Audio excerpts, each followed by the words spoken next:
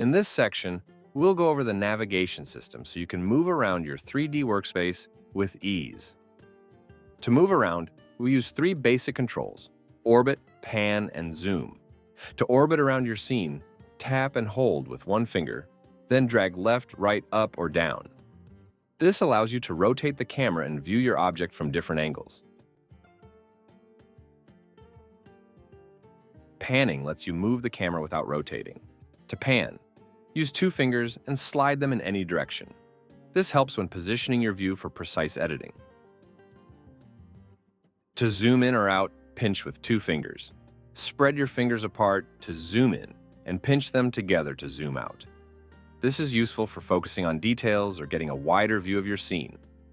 And that's the basics of navigation in Prisma 3D.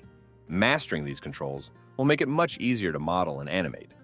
See you in the next episode.